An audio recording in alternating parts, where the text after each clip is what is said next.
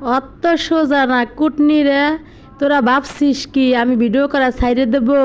কোনো দিনও না, কখনো না। কেন আমি ভিডিও করা ছাইড়ে দেবো? হ্যাঁ, আমি কি তোদের বাপেরটা খাই না তোদের স্বামীরটা খাই? আসসালামু আলাইকুম। আপনারা সবাই কেমন আছেন? আলহামদুলিল্লাহ, আল্লাহর রহমতে আমরা ভালো আছি। তো আমাদের গাছের আমগুলো এত পোকা ধরছে, কি করব, ঝড়ে আর ইচ্ছে মতন বাইরেছে। তো বাইরেনের সাথে গাছের যত আম ছিল সব পড়ে গেছে। তো সেই আমগুলো চুলে একটু ফ্রিজে রেখে দিছিলাম। তো রাখে এখন বার করে নিলাম। কি আর করবো, রুষা কইতেছে আইসক্রিম খাবো, আইসক্রিম খাবো। তো আইসক্রিম কিনতে টাকা লাগে না, তো এর জন্য আইসক্রিম আর কিনে আইনে দিলাম না। যে ঘরে যেহেতু আম আছে, ঘরের আম দিয়ে আইসক্রিম বানাই দিই। তো কি করবো, শর্টকাটে ফ্রিজ থেকে সব আমগুলো বের করে নিয়ে তারপরে চলে আসলাম আমি এই রেসিপি করার জন্য। তো এর জন্য নিয়ে আসছি, দেখেন এই আমগুলা কিভাবে কাটছি, একটা তেরা, একটা বেঁকা, একটা সোজা, একটা গোল, একটা নাই। কারণ কি করব, করার কোনো কিছুর উপায় নেই।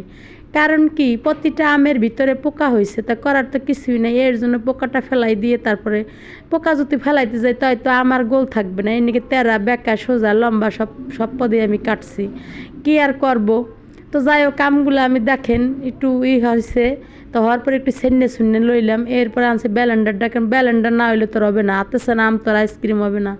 কি আর করবো। তো দেখেন পরিমাণ মতনই দিছি। তা আমি এমনই বৈজ্ঞানিক। তো সাথে কিন্তু দেখেন একটু দুধও দিছি, কারণ দুধ না দিলে কিন্তু আইসক্রিমে কোনো মজা থাকবে না বা স্বাদও থাকবে না। তো যাই হোক, আমি কিন্তু একটু বৈজ্ঞানিক। কিরম বৈজ্ঞানিক একটু কম তো দেখি। আরে ভাই, আমি যে আইডিয়া করে আম নিছি যে 6টা কাপের জন্য, টাকে টাকে 6টা কাপই হয়ে গেছে। আমি এটাই বুঝতে পারলাম না যে আমার মাথায় এত বুদ্ধি কী করে গাইলো যে আমি একটু বেশি কম হবে না তাও নাই, ঠিক কারেক্ট এই 6টা বাটি বেড়ে গেছে আইসক্রিম বানানোর জন্যই।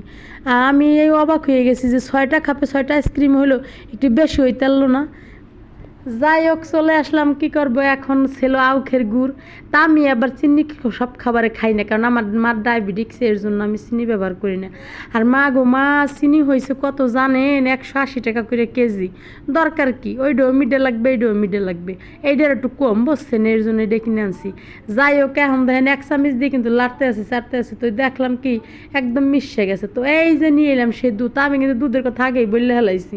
তো যাই হোক, দুধ কিন্তু দিয়ে আবার ওই সময় একটু দিছিলাম, এখন আবার একটু দিলাম। তো দিয়ে যাই হোক লাড়াচাড়া দিলাম। আপনারা মনে চাইলে গুঁড়া দুধ ওই জায়গায় ব্যবহার করতে পারেন। তা আমার নাই টাকা পয়সা, কী করবো, এর জন্য গুঁড়া দুধ ব্যবহার করলাম না। আমি বোতলে লিকুইড দুধ দিয়ে দিছি। আপনারা এখানে কন্ডেন্স মিল্ক, যে কোনো এই মিল্ক দিতে পারেন, সমস্যা নাই। তাই এবার ভাইবেন না গরুর মিল্ক দিয়েন। তো যাই হোক গেছে। এখন কি করলাম, একটু এলাচের গুঁড়া দিয়ে দিলাম, কারণ যে আইসক্রিমটা যদি একটু ঘিরান না করে তো আর খাইতে ভালো লাগবে না। তো এখন দেখেন কি সুন্দর হয়েছে, আমার আমের কালারটা কত সুন্দর হয়েছে। হায় রে হায়, নিয়ে আসলাম সেই খাপ। আমি বৈজ্ঞানিক, আমি ভাবতে আছি যে এরকম বৈজ্ঞানিক হয়ে গেলাম, আইসক্রিমে 6টা কাপে ভরে গেল।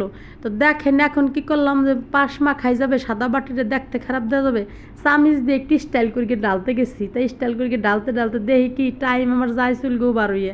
কারণ একটা ভিডিও করতে এমনি 1 ঘন্টা লাগিয়ে যায়, তারপরে যে আইসক্রিম ডালতে যে যা আবারও আমি 1 ঘন্টা বাস করি, ঢেলে আবার সময় লস করি। এর জন্য কি করলাম, বাড়িটা ধরে গপ গপ করে ঢাইলে দিলাম প্রতিটা খাপে।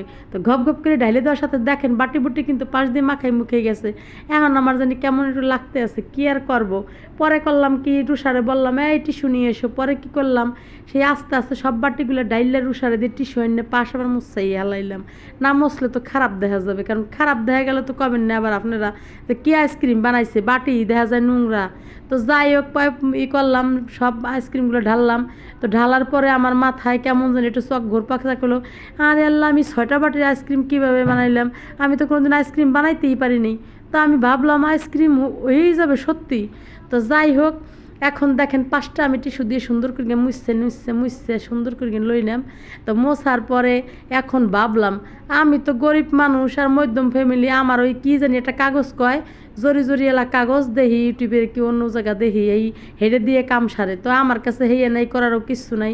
আর আমার তো সম্ভাবনা এখন এই আইসক্রিম হালাইছি আমি টেহারাটের বাড়ি যাবে এই কাগজ আনার জন্যে। তো কাগজ যেহেতু না আনছি, করার কিছু নাই, ঘরে আসলো সাদা টিস্যু।